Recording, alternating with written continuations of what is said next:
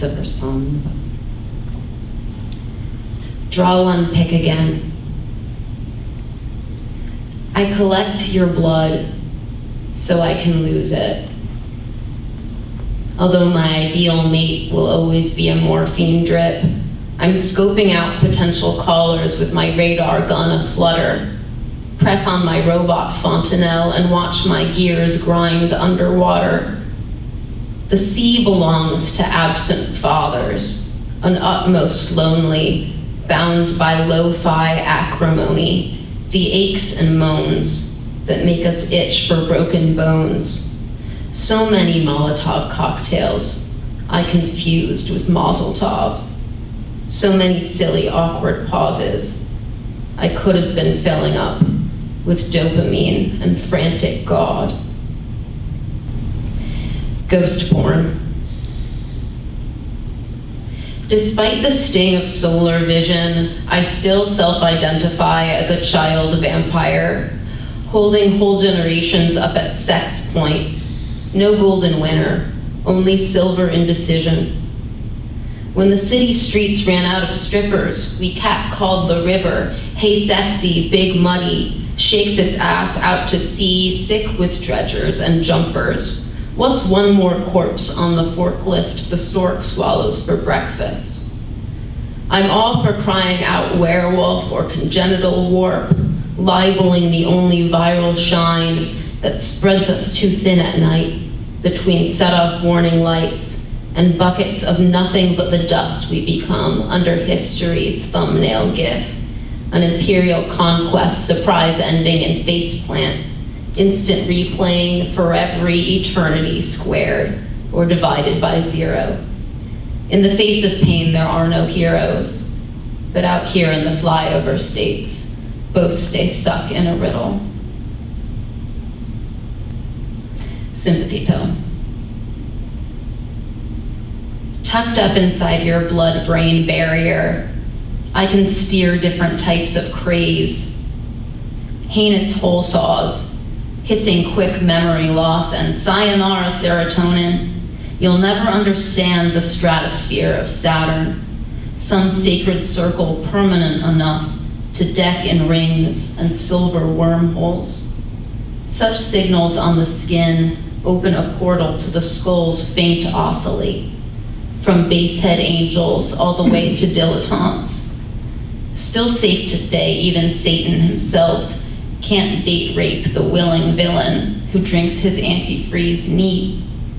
If your radiator is my afterlife vibration, maybe suicide's not all that sad. Just something swinging overhead that can't come down.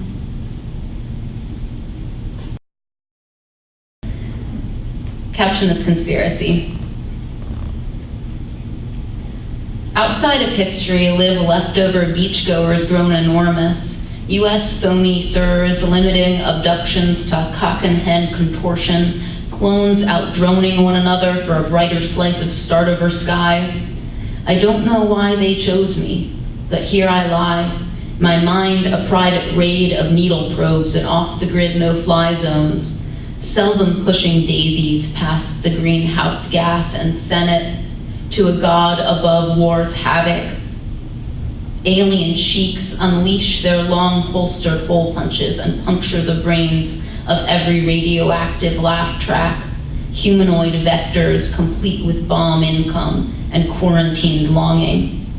But my wannabe song doesn't get very far.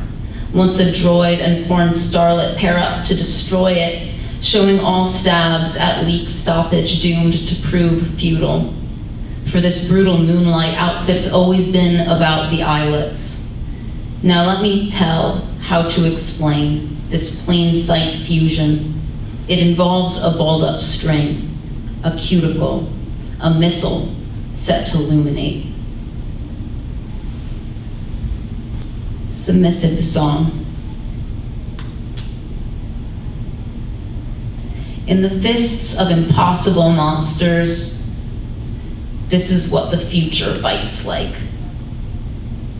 All dappled in broken blood vessels and the angry ash of hazmat have-nots. Take it from the shoestring limp submissive who knows. Those who aren't experienced in daddy's belt tightening about the neck might do best to avoid unsun-goggling their eyes in front of close friends. What's that violent-edged corona radiating down your lash line? And you won't intuit how to tether their worry to your pleasure, won't coerce yourself to say what evanesces in a chokehold, the not yet severed dungeoning in someone else's ample hands.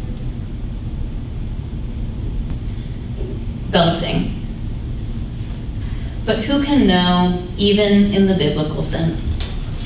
I made a mirror out of crow's tongues, and goddamn, it really glows. Like maybe whatever genetic junk I'm made of is meant to silence singing. I've been silenced one too many times to sing at full volume in front of strangers, so now that's how you know me. When I sing so loud you cower. No, my mother called it belting, like I was the one beating her, a grand reversal where my oral dexterity takes a break from holding up the saint's slacks. All day long I've been busy fashioning the fasteners between us. I say I'll save my voice for Jerusalem's next year-end feast, but then I notice my sad-eyed raft has cocooned into a grand piano with the strings and pedals still intact. So when I lift my pagan beach dreads unto heaven, bless the tide, untie my tongue, I'm belting one world to the next, the eternal yes and never snuggled up together underneath my dress. This is the last poem I'm going to read from Dreamland Trash. It's sort of like a weird juxtaposition between, so I was like very much raised on Gone with the Wind, and it was a weird like introduction to the South without ever having been to the South. So I had to write this poem about it eventually, and I really did have this dream. Plantation Nation.